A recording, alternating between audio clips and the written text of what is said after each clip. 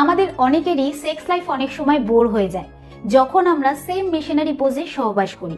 এর মানে হচ্ছে নর্মাল ট্রেডিশনাল পোজে রেগুলার সহবাস করার ফলে ছেলে এবং মেয়ে দুজনেই বোর হতে শুরু করে এবং তারা সেক্স করে মজা পায় না। এছাড়া স্বামী স্ত্রীর ক্ষেত্রে কোথাও না কোথাও তাদের মনে হয় যে এটা একটা ডেলি ডিউটি হয়ে গেছে, যে করলাম আর ঘুমিয়ে পড়লাম। অনেকে তো এরকম রয়েছে যে শুধুমাত্র ভালো ঘুমের জন্য সহবাস করে থাকে। এর কারণ হচ্ছে ডিসচার্জ হয়ে গেলে কিন্তু বডি রিল্যাক্স হয়ে যায়, যার কারণে ভালো ঘুম হয়। এছাড়া আবার অনেকে রিলেশন টিকিয়ে রাখার জন্য সহবাস করে থাকে। তাই সহবাসের সময় সেক্সের পজিশন পাল্টে পাল্টে করাটা কিন্তু খুবই জরুরি, যাতে আপনার সেক্স লাইফে উত্তেজনা বাড়ে এবং একটা অন্যরকম এক্সপিরিয়েন্স হয়। তাই আজকের ভিডিওতে আমি এমন 5টা পজিশনের কথা বলবো যেটা কিনা সায়েন্টিফিকলি ডিপ পেনিট্রেশন হয়, মেয়েদের জি স্পটে টাচ করে এবং ছেলে মেয়ে দুজনারই উত্তেজনা। পজিশনের ব্যাপারে আলোচনা করব, সেটা হচ্ছে কাউগাল পজিশন, যেটাকে আমরা নর্মাল ভাষায় বলে থাকি ওমেন অন টপ পজিশন। তো এই পজিশনটা কিন্তু খুব পপুলার একটা পজিশন, আর এটাকে মেয়েরা খুব পছন্দও করে থাকে। তো এই পজিশনে কি করা হয় যে ছেলেরা সোজা হয়ে শুয়ে থাকে এবং ছেলেদের ওপর মেয়েরা বসে। বসার পর ছেলেদের লিঙ্গ মেয়েদের প্রাইভেট পার্টসে ঢুকিয়ে মেয়েরা ওপর নিচে মুভমেন্ট করতে থাকে। তো এক্ষেত্রে কিন্তু মেয়েরা অ্যাক্টিভ পার্টনারের রোল নিয়ে থাকে এবং তাদের ফিল হয় যে তাদের হাতে সবকিছু রয়েছে, তারাই সবকিছু কন্ট্রোল করছে। তো এই পজিশনের এমন কিছু অ্যাঙ্গেল রয়েছে যেটাই কিনা মেয়েদের জি স্পটে ছেলেদের লিঙ্গ খুব কাছ থেকে টাচ করে বা হিট করে। এতে কিন্তু ছেলে এবং মেয়ে দুজনারই উত্তেজনা বাড়ে। তো এই পোজে করার আগে আপনার এটা জানা জরুরি যে উত্তেজনার বশে যদি এদিক থেকে ওদিক হয়ে যায় তাহলে আপনার অজান্তেই ছেলেদের পিনাইল ফ্র্যাকচার পর্যন্ত হওয়ার চান্স থাকে। তাই যখন করবেন তখন কিন্তু এটা মাথায় রেখে তারপরে করবেন। 2 নম্বর হচ্ছে ডগি স্টাইল। এটা কিন্তু খুব পপুলার একটা পোজ, আর মেয়েরা এটাকে খুব পছন্দ করে থাকে। আর এই পোজে কিন্তু ছেলে এবং মেয়ে দুজনেই এনজয় করে থাকে।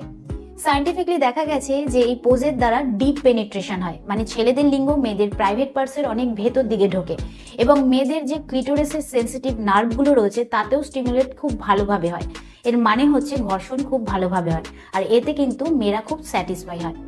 যে সমস্ত মেয়েরা কনসিভ করার কথা ভাবছেন তাদেরও কিন্তু এই পোজ ট্রাই করা উচিত, কারণ এতে কিন্তু ছেলেদের যে বীর্য রয়েছে সেটা অনেক ভেতর দিকে প্রবেশ করে। তো এই পোজের ব্যাপারে আপনি যদি ঠিকঠাকভাবে না জানেন তাহলে কিন্তু আপনি আপনার পার্টনারকে স্যাটিসফাই করতে পারবেন না। তো এই পোজ কিভাবে করে? এটা করার জন্য কিন্তু মেয়েদের দুটো হাঁটুতে ভর দিতে হবে এবং দুটো হাতেও ভর দিতে হবে। ভর দিয়ে ডগির যে পোজ রয়েছে সেরকম ভাবে থাকতে হবে।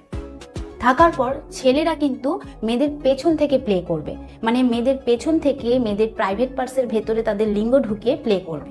তো এই পোজটা এমন একটা পোজ যেটায় ছেলে এবং মেয়ে দুজনেই কিন্তু একসাথে প্লে করতে পারে।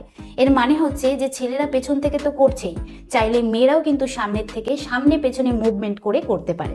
3 নম্বর হচ্ছে সিটিং পজিশন। এই পজিশনে কিন্তু আজকাল অনেকেই সহবাস করে থাকে। এটা আপনি আপনার চেয়ারে বা টেবিলে বা কিচেনের স্ল্যাপে বসেও করতে পারেন।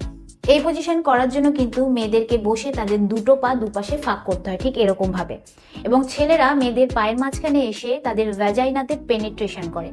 তো এই পজিশনটা ছেলেদের বা মেয়েদের এই কারণে ভালো লাগে যে প্রথমত মেয়েদের যে জি স্পট রয়েছে সেই জি স্পটে ছেলেদের লিঙ্গ গিয়ে টাচ করে। দ্বিতীয়ত এই পজিশনে সহবাস করার ফলে একটা অন্যরকম অনুভূতি হয়, একটা অন্যরকম এক্সপিরিয়েন্স হয়। এতে কিন্তু কাপলদের মধ্যে রিলেশনটা আরো ভালো হয়। তো এই পজিশন খুব কমফোর্টেবল পজিশন হয়, যার কারণে বডিতে কোনো রকম প্রেশার পড়ে না। আর 4 নম্বর হচ্ছে সাইড ওয়ে পজিশন। তো এই সাইড ওয়ে পজিশন কি?